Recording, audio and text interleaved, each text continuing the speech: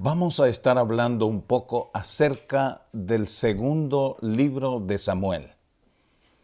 En estos escritos de Samuel destacan tres personas en diferentes formas. Uno de ellos es sacerdote.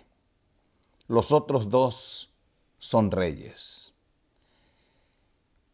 Si tenemos que referirnos al ministerio que desempeñaron, tenemos que decir que fue brillante.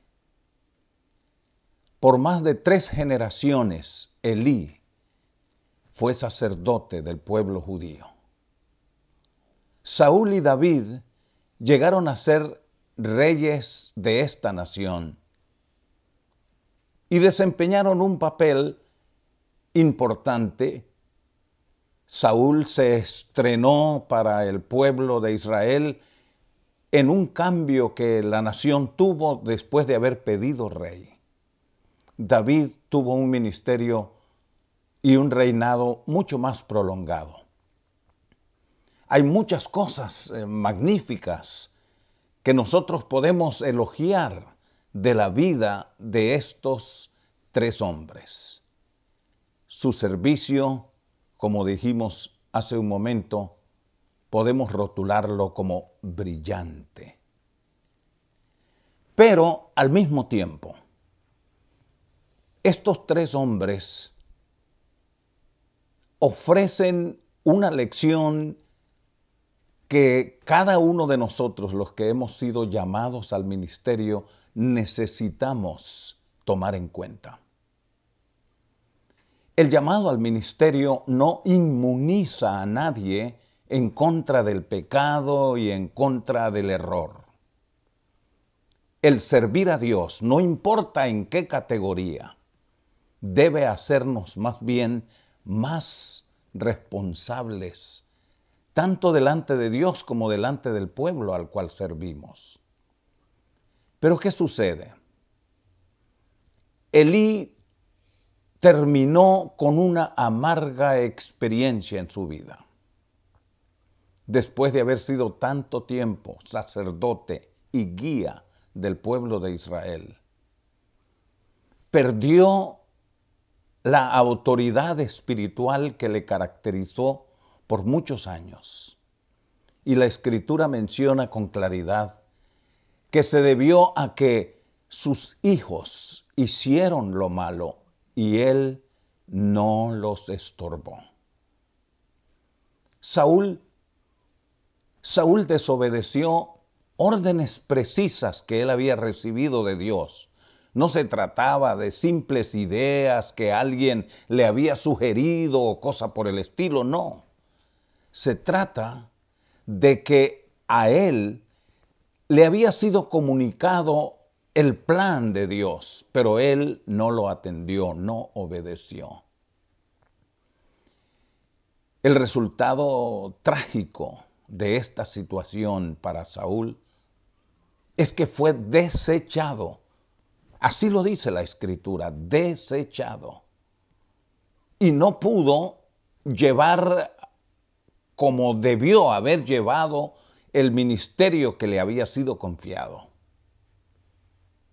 David fue un poco más allá. David cometió un pecado que a los ojos de Dios no es tolerable. Como líder, los ojos del pueblo estaban en él. En cierto momento, David cometió el pecado de adulterio y fue sancionado por Dios en una forma severa. No podemos utilizar un término más fuerte acá, pero la situación de David tuvo un cambio dramático después de eso. Las consecuencias que vinieron a su familia. Elí perdió el discernimiento espiritual. Saúl perdió autoridad espiritual. David perdió el poder del ejemplo, que es una cuestión altamente decisiva ante los ojos de Dios para el servicio al pueblo del Señor. Bien lo dice en el Nuevo Testamento, de que los hombres que ocupan el liderazgo deben de tener a sus hijos en sujeción con toda honestidad, y menciona, porque el que no puede gobernar su propia casa, ¿cómo cuidará de la iglesia de Dios? No estamos descalificando a unos y calificando a otros. Esto nos hace saber, en primer lugar, de que el riesgo está latente sobre nosotros, los que servimos al Señor, y no podemos dormir sobre nuestros laureles esperando que sencillamente la familia va a poder hacer las cosas bien porque son nuestra familia. No es así. Antes, al contrario, tenemos mayor responsabilidad. La lección esencial que se deriva del estudio en la vida de estas tres personas es justamente esa. Nosotros debemos de considerar nuestra familia la primera congregación que tenemos que atender. No podemos ser eficaces en el servicio al pueblo a costa y a precio de sacrificar la familia por descuido en el orden ministerial. Nuestra primera congregación es la familia.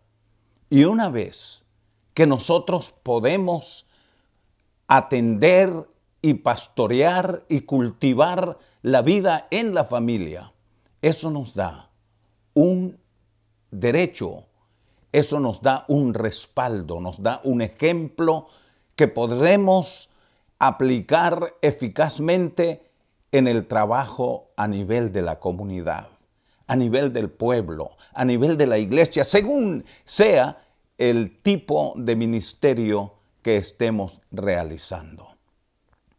Elevamos una oración al Señor para que cada uno de nosotros, sus ministros, no perdamos jamás la perspectiva de que estamos sirviendo a Dios, pero que no debemos descuidar nuestra familia.